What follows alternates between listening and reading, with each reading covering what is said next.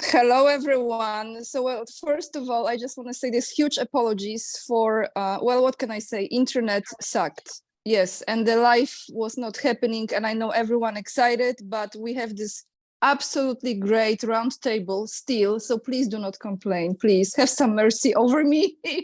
So we have today incredible roundtable, everyone, with the best military experts in the world. Truly, they are. I click on the RT here and I see Scott Ritter, like seriously, people. Okay, Scott Ritter in the house and Andrei Martyanov in the house. Welcome, gentlemen. I know we don't have much time, but very happy to be with you here today. Pleasure. Thank you. Privilege to be here with both of you.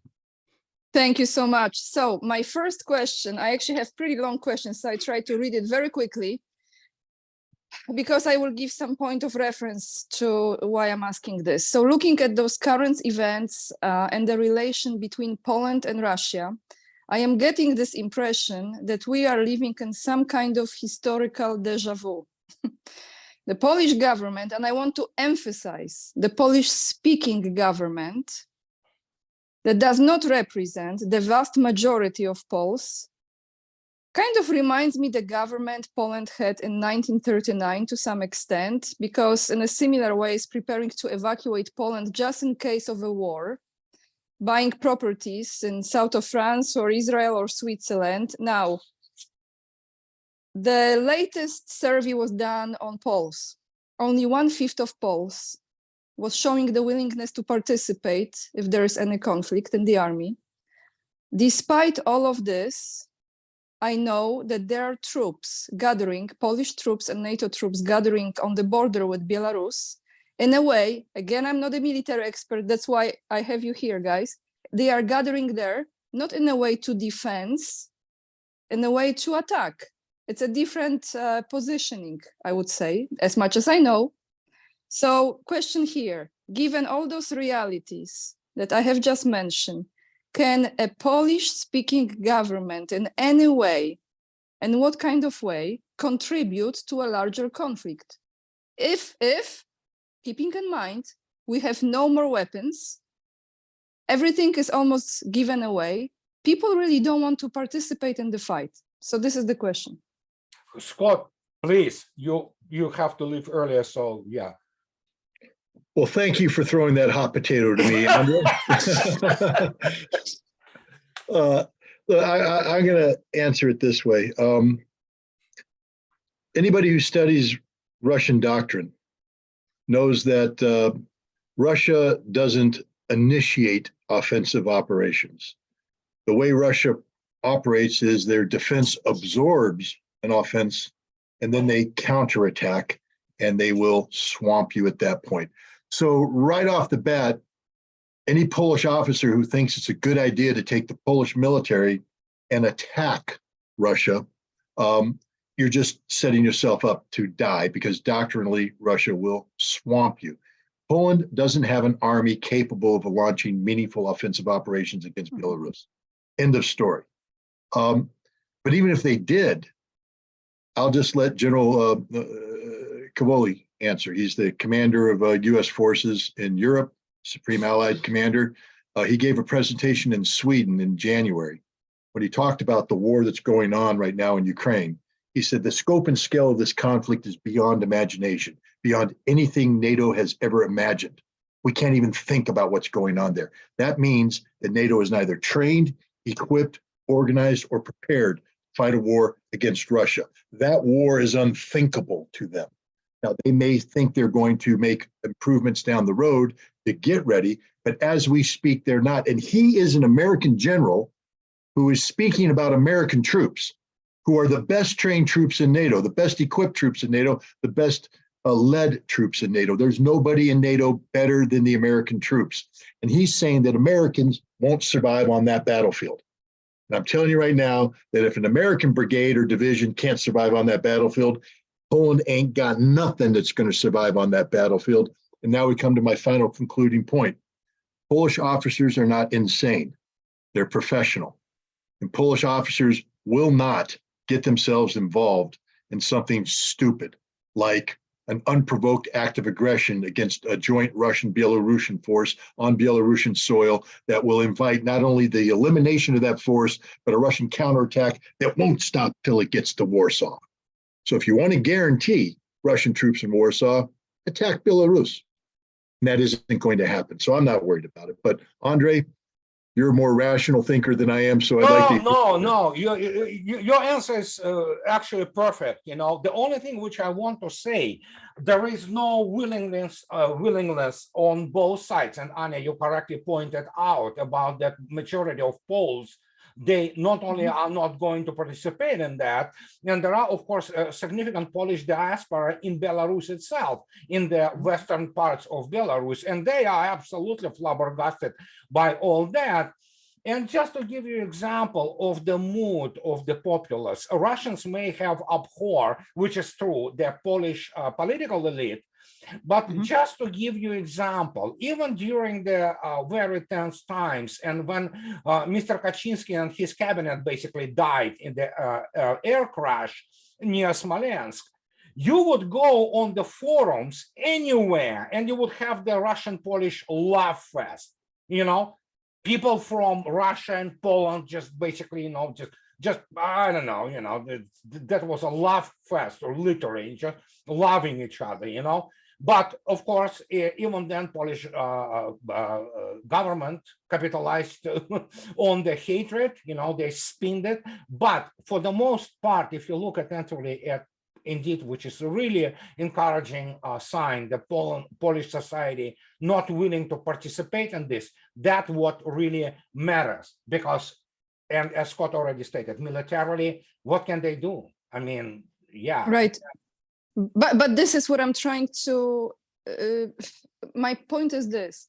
Of course, some number of people would participate. We know this, or would be rather forced, some forced, some, you know, crazy enough to participate, but there are no weapons. There are no tanks. There is hardly anything to use.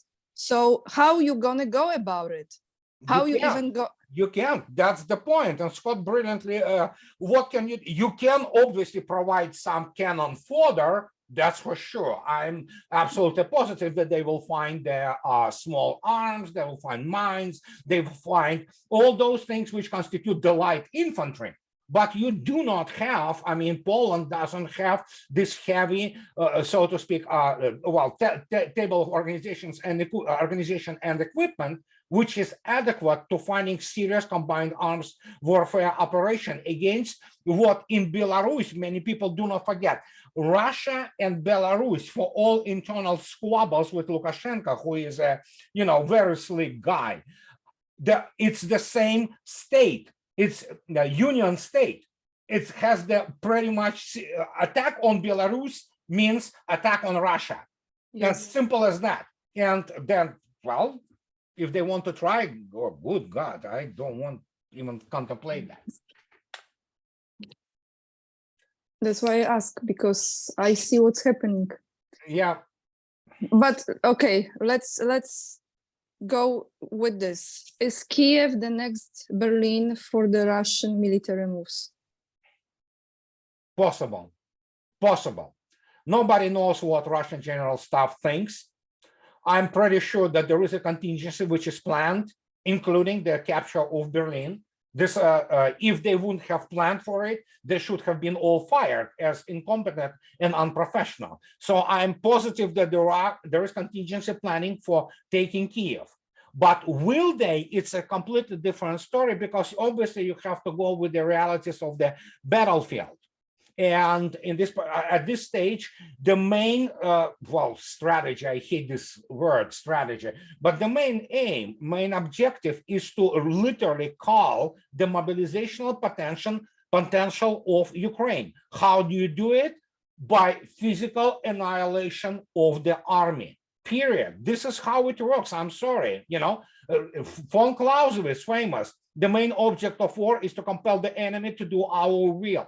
If they do not want to be compelled to do Russia's will in terms of diplomatic political terms, they will be compelled to do it through physical annihilation. Simple as that. There's really nothing complex about it. Yeah, I agree with that completely. Look, on Kiev, I think we know. I mean, it's sound analysis, I believe. Maybe Andre disagrees with me, but phase one of the Russian operation, where they made they did the airborne attack on the Hostomel. They drove down. A lot of people believe that that was an effort to take Kiev. But when you take a look at the Russian strategy, what Russia appeared to be trying to do strategically, maybe they wanted a coup de main on day one or day two. But their plan B, which they transitioned to very quickly, was negotiated settlement. And it appeared that they were positioning themselves for negotiated settlement. So a case can be made that rather than capturing Kiev, it was to pressure Kiev to get the Ukrainian government to the negotiating table to get the peace, which should have happened on 1 April. And so I bring that up to set up my answer to your question, Anya. I believe that so long as the Russian government believes that keeping Ukrainian command intact, keeping Ukrainian governments intact can contribute to a negotiated end. Because I believe Russia ultimately would prefer this be a negotiated settlement, not one where Russia listens to Ukraine's concerns and say, oh yeah, we'll give you Crimea. No, the kind where Russia tells them what the solution is going to be and that's going to be it. But they need a Ukrainian government participate in that. And so I believe that they will threaten Kiev. I think that having that force located so close is a constant pressure. It forces Kiev, the Zelensky government, to put good for high quality forces on the border that could be used elsewhere. And it keeps them in a state of uncertainty. But so long as Russia holds out hope, and it doesn't have to be Zelensky. Remember, Russia could be playing a game of encouraging somebody to replace Zelensky. But to do that, you need Kiev and the government to be there. I don't believe Russia will make a move on Kiev until they make a determination that there is no chance for a negotiated settlement. And at that point in time, if it's deemed to be militarily necessary, then they would. But as Andre said, all the military necessities being fulfilled as we speak.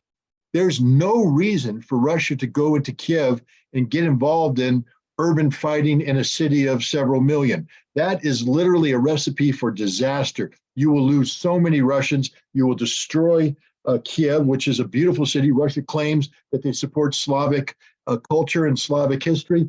Why would they destroy a city which is the center of Slavic culture and Slavic history? And the amount of civilian deaths would be unreal. So everything Russia claims they stand for would be violated by moving on Kiev, when all they have to do is continue killing Ukrainians in eastern Ukraine right now, which they are doing very, very well.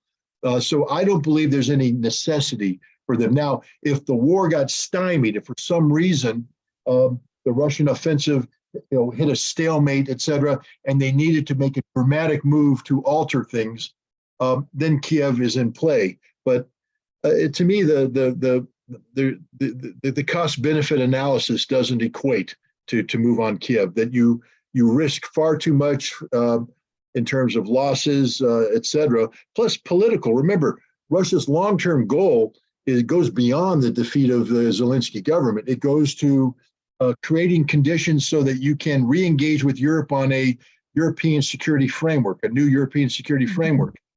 That becomes, orders of magnitude more difficult if you destroy the national capital of a European country.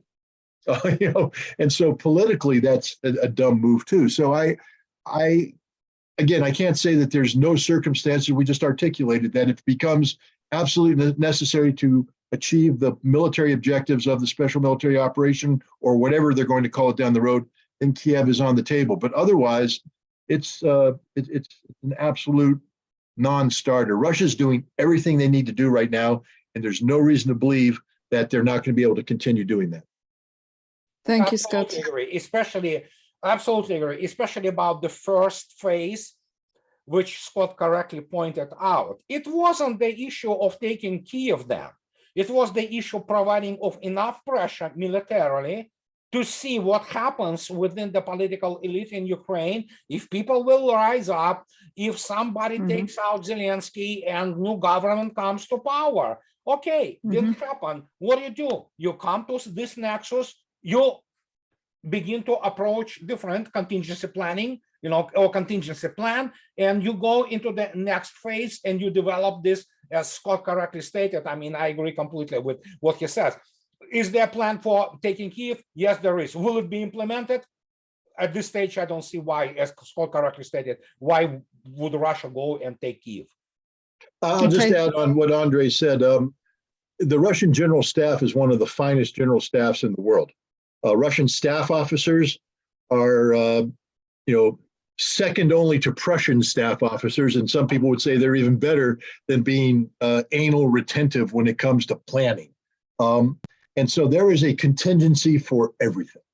And because the Russians are professional, when you have a contingency plan that has been moved out of the never going to happen drawer into the it might happen drawer, that means that resources are going to be attached to it. And so, yes, there's a contingency to take Kiev. Yes, resources have been identified, earmarked, and they're prepared. So it's a real option. But I think we both agree that it's not a likely option. All right. I have two more questions, and I keep an eye on the time because I know, Scott, you gotta go. So I will actually start with, I think, more important question. Oh gosh. And then we go to the other one, which was prior, but I think this is very important because turning nations against nations is, in my view, one of the root causes of all the conflicts. And they divide and they conquer. So the Russophobia has been built and nurtured throughout many years and many generations. And I believe that one of my missions in life, now I'm becoming more clear about it, is to build the bridges between the people and connect those people from different countries. And the work you are both doing, it's so incredibly great in showing the same, building bridges and connecting people. So I want to ask you this. Now, how long, in your opinion, it will take to lessen that Russophobia that has been built up through so many generations to the point that is no longer any threat? Andrei, to you. Oh gosh. Oh my God. First, American population at large and Americans generally as nation, they never were really Russophobic. And it was always political elites. And for United States specifically, it's very well understood that in the election process, you elect first and foremost bread and butter issues. And only then for Americans who are very unsophisticated on foreign policy, that's kind of secondary matter. Europe obviously is different because obviously there are very long historical grievances and very much historic friction, so to speak. But we are talking about right now a systemic crisis of the Western civilization as a whole. And at this stage, we can only speculate to where it all will lead. But I think that obviously the more realistic elites, if they come to power, which they have to come, because otherwise the combined West, as we know, implodes completely. And we see, especially in Europe, this implosion. Well, in the United States, it's also not that things are not going that great, really. So only with the coming of the new elites, you can provide not just the fact of taming, Russophobia, which that is present, especially among elites, but at least some degree of realism. And that will be good enough to build some kind of the new security and diplomatic framework in the world. including, for example, as you can see yourself, Russians will talk to Americans, and Russians actually do not mind and want to talk to Americans, not with this administration. It's done with this administration, but so is done with the current administrations all across Europe. You need to have new people. Yeah, you need to have the new people coming into the politics, new generation of the politicians who begin to completely be aware of the balance of power and, the complete this famous Colonel Boyd OODA loop, observe, orient, decide, act, the thing which Western elites completely discredited and eventually discarded altogether. So only new generation of the politicians. And you can see those elements of realists, for example, currently in the Republican Party, in, they are maybe uber conservative, but they are realists. There are some realists which do exist in Europe. Will they come in power anytime soon? Possible. The worse the economic and political situation becomes. And in the end, we can get somebody who will come out of the woods. We don't know those people yet. And they may appear again. Who knew who Vladimir Putin was in 1999? Nobody. And look at him now. There you go. That's your answer. People will follow. And again, there are, the only reason Poles and Russians has to fight each other is for the primacy of whose vodka is better. That's about it. Okay. Thank you, Andrei. Scott. I can't follow that. Look, Andrei, it paints a very accurate picture and a very depressing picture, because what Andrei's talking about is that the time isn't on our side, that this is a generational an issue, that we have to retrain an American elite. And frankly speaking, an American elite isn't going to be retrained unless there's an impetus to do so. So either they need to be shocked into a new realization through fear, or there needs to be an awakening from below that brings about a transition. But either way, I don't want America shocked, because that could lead to bad consequences. And it takes an awful lot of time to motivate people. How are our elites trained? Let's take, for instance, two elite institutions, Georgetown and Stanford. Right now, anybody who coming up through Stanford is under the mentorship of Michael McFaul. Anybody coming up through Georgetown is under the mentorship of Angela Stent and others of that ilk, which means they're going to be pre-programmed with Russophobia. They're going to be injected with the disease, and then they're going to be operating a system that incubates that disease, and that disease will grow and grow and grow and grow. This is where I come in with my, romanticism. I respect everything Andrei said, and fortunately, I agree with it. But that's a recipe for disaster. If we allow the system to operate the way the system's designed to operate, we will run out of time, I believe, because in February of 2026, New START, which is currently suspended, will expire. And if we don't have people talking who are programmed to get past the wall of Russophobia, there won't be an arms control agreement. And without an arms control agreement, the ignorance and the fear generated from that ignorance is going to lead to a new arms race. And because of Russophobia, we're more likely to make mistakes, misjudgments, et cetera, that could lead to an inadvertent nuclear war, and then we're all dead. We're all dead. You cannot survive a nuclear war. So I have to believe that there's hope. But here's where I come in. You won't find two more ardent Cold Warriors than Ronald Reagan and Scott Ritter. Ronald Reagan was the president. I was just a Marine, but I was true blue believer in Killikami for mommy, better dead than red. We are going to fight them everywhere. I joined the military because I grew up as a child of a Cold Warrior, and I saw firsthand the Soviet threat over the border in Germany. My whole function in graduating from college was to get trained so I could be prepared to kill Russians as soon as possible. That was my mission. And I'm not lying, guys. This is the God's honest truth. And then I got sent to the Soviet Union as a weapons inspector. And you know how long it took me to transition from Cold Warrior to a new believer? About 6 months. Took me 6 months. 6 months of on-site experience. And Anya, you and I have talked about this in the past, about what happened on that magical evening on New Year's in 1988, when I was invited into a home, and basically the fog was lifted from my eyes. And I said, why in God's name do I want to kill these people? Why do I want to do that?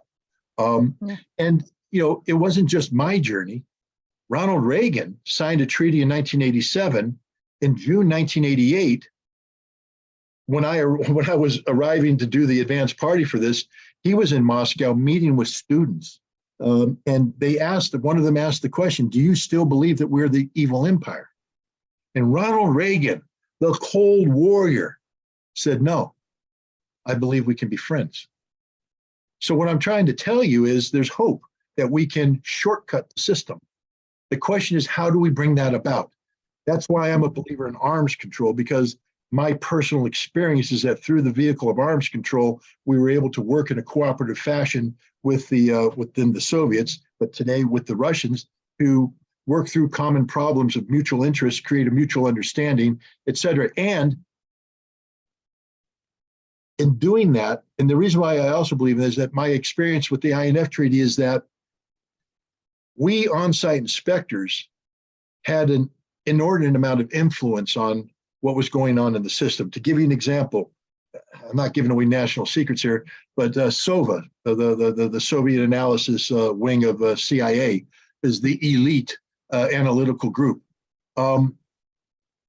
Myself and other inspectors were redefining their essential elements of information based upon our firsthand knowledge of what was going on there. So we were on the ground and intimately interacting with the with our Soviet counterparts in the Russian population. We were seeing things that nobody else could see. Glasnost up close and personal by reading the Communist Party newspaper that had been turned into an investigative journalism newspaper that was exploring the problems of communism like it's never been done before. And we were able to come back and reshape the, when we talk about essential elements of information, we're basically reshaping the program for the analytical mind of the CIA. We did that, not Georgetown, not Stanford, we, the inspectors on the ground. And so I believe that we can shortcut this. We don't have to wait for Georgetown and Stanford to grow up, that we can actually shortcut that by creating a new reality, a new truth, by actually going out and doing it. That's why I support what you're doing, Anya, and I support what Andrei's doing, because we are the shortcut. We are the people that are going to get out there and create these bridges that you speak of to encourage dialogue, discussion, et cetera. And we each have our own ways of doing it, but it's the same mission with the same objective. And I have to believe that we have a chance of success, because otherwise, why the hell did I have children? Why am I supporting the marriage of my daughter to her fiance? That marriage is supposed to be a union that produces offspring, that continues the familial line, continues humanity. Why would I support that if the world is going to come to an end? Yes. Well, you certainly went really a metaphysical, deep, really deep man, as they would say in San Francisco in the 60s, because it's true. And truth is, education. Read my books. I write about how do you do this. You educate people. You come out and you educate people who are politically active, and you literally explain to them what is going on, how it's going on, and why it is so important. And I agree with Scott completely. There's very little to add here. And yes, that's what you do. You talk to people. You constantly talk. It's better talk than not to, you know? And this is, are there, considering the fact that, yes, there is Georgetown, there is Stanford, there is also all kinds of those programs of the national security and things of this nature. And well, as Colonel Lang, while he was still alive and well in sense, he wrote when he was in this intelligence school in Garmisch, he had the former white Russian officer, you know, from the pre-revolutionary times. But the guy hated Russian gods. Can you believe that? Not just communists. He hated Russian gods. being himself Russian. And Mhm. actually, Larry Johnson wrote this beautiful piece, which is called The Fool's Gold, about the intelligence on his blog. It's absolutely correct. It's just nails. And I made the, nail in the coffin, so to speak. And I made the video about this too, and it's time to, well, it's time. We've been doing this. Yeah. We are published by the same publisher as me and Scott, so, and the fourth But one. then, right, but then again, there's no coincidence in this. You see, it's like I from my standpoint, if I can just add here, I really see it does not take much to build those bridges. All it takes is a willingness to connect with another person. Like for me, for example, being here, and I think even looking at those sanctions they did, travel sanctions I'm talking, I think what it did, actually, it created, like the Shmovit did, they created the opposite, created the desire for people to actually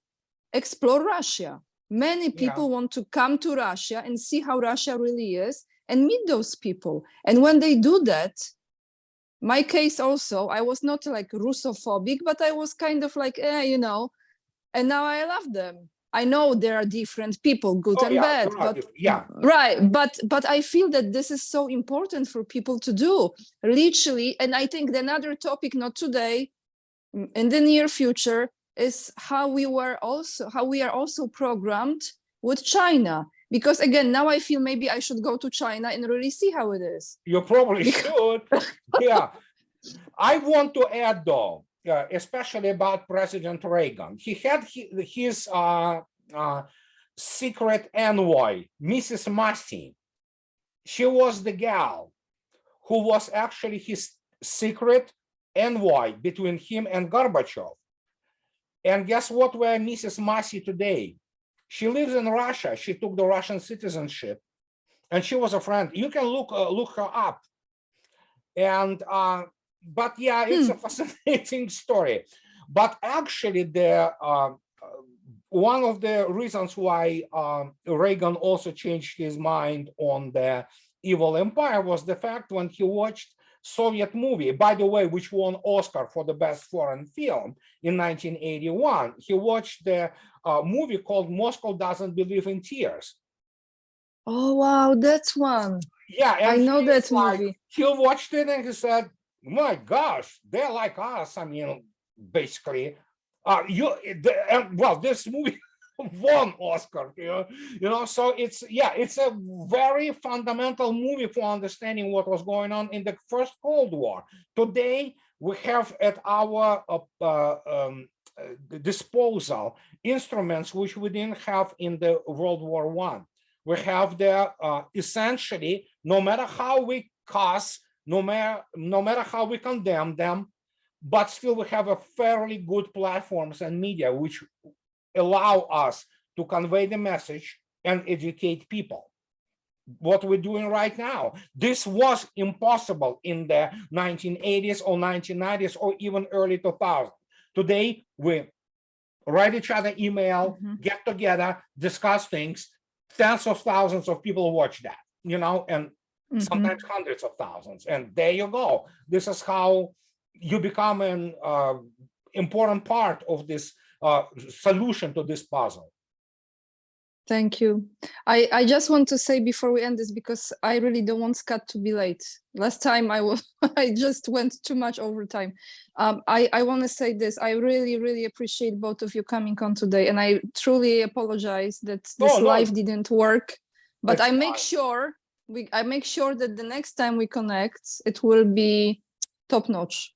So thank you so much. I just want to mention to the viewers to support those gentlemen. They don't talk about it much, but I want to talk about it. They do so much great work and they put so much energy in that work. And, it also, it's dedication and it's commitment, and it does require courage.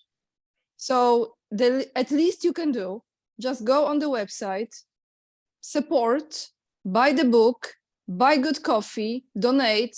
You know what? This is what you should do. This is just my opinion. And anything else you want to add, Scott, before we end? No, I think this is a fantastic opportunity. Once again, I'm having the opportunity to interact with Andre. This is, I think we're a good team. He's Mr. Practical, and I'm Mr. Pie in the sky. And I think between us, we can come up with,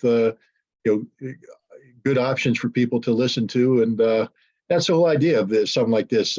If you come here to be told what to think, then I think you got a problem. But if you come here to be challenged, so that you learn to think by yourself, think on your own, develop your own conclusions, then this is successful. And that's why I like coming on with you, Anya, because you challenge me, you force me to get out of my bubble of comfort. You ask me questions that I really don't want to answer, but I Thank do. you. And and it's a positive experience. So I thank you for allowing me to Thank you. interact with you. And Andre, it's good to see you again. And Good to I'll see do you my again. best to make sure that we continue to have this kind of interaction. Yes, absolutely. I will send you email about or you send me email, what are the best days? And Okay. we'll go Yes. from Yeah, you see. Thank you everyone for there. watching. Thank you, Anya. Thank you for having us. And see you next time, everyone.